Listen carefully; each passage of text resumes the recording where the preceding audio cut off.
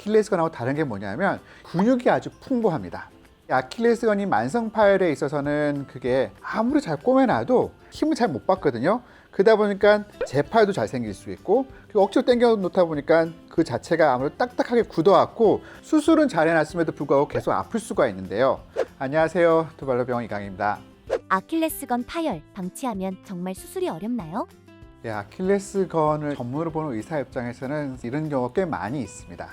아킬레스건이 급성 파열 같은 경우는 빵 하고 터지니까 바로 느낌이 와서 그런 경우에는 바로 병원을 찾으시게 되는데요.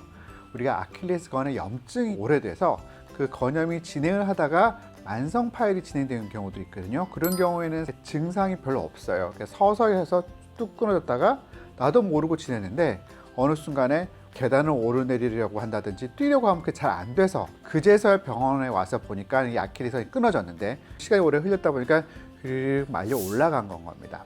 그럼 이런 경우에는 아킬레스건을 당겨서 꼬매는 게 상당히 어려워요. 이게 그 자체도 세월이 많이 흘렀다 보니까 이게 딱딱해져 있다 보니까요, 이게 딱 꼬매지지가 않거든요. 그러다 보니까 이런 경우에는 다른 게 이제 필요하게 되는 거죠. 방치된 아킬레스건 파열 어떻게 치료하나요? 이때 우리가 제일 많이 사용을 하는 게 장무지 굴곡건 이전술이라고 하는 게 있습니다. 그 장무지 굴곡건이라고 하는 건 뭐냐면요, 이 엄지발가락을 구부러주는 근육이 두 개가 있습니다. 이렇게 구부러주는 근육이 하나 있고, 이렇게 마디를 구부러주는 게 있는데, 이 엄지발가락의 마디를 구부러주는 힘줄이거든요. 근데 그게 어디 있냐면 아킬레스건의 바로 앞에 지나갑니다. 그런데 이게 아킬레스건하고 다른 게 뭐냐면 근육이 아주 풍부합니다.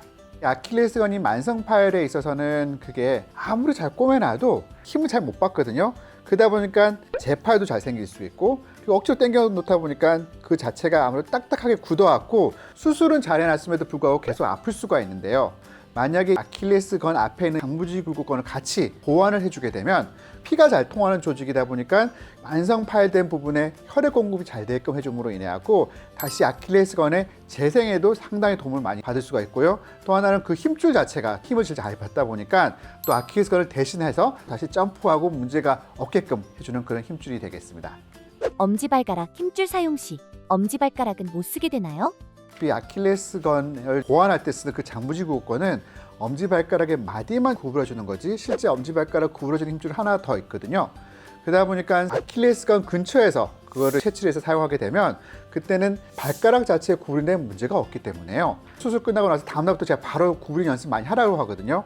그럼 그렇게 하다 보면 나중에 3개월, 4개월 있다가 아킬레스건이 다 치유가 됐을 적에 다시 점프를 한다든지 뛴다든지 할 때 있어서 전혀 일상생활에 제약이 없다라고 아시면 될 것 같습니다. 장무지 굴곡건 이전술을 받으면 다시 이전처럼 뛸 수 있을까요? 아킬레스건 파열이 만성화되었고 그 치료가 좀 어렵다 하더라도 이런 식의 어떤 힘줄 이전술을 하게 되면 결국에는 이전과 똑같이 다시 즐길 수 있는 스포츠라든지 여행 다 가는 문제 없으니까요. 참지 마시고 한번 가까운 발을 전공한 의사 선생님께 찾아가서 진단과 치료를 적극적으로 받아보는 것을 권장해 드리고 싶습니다. 두발로병원 이강이었습니다. 감사합니다.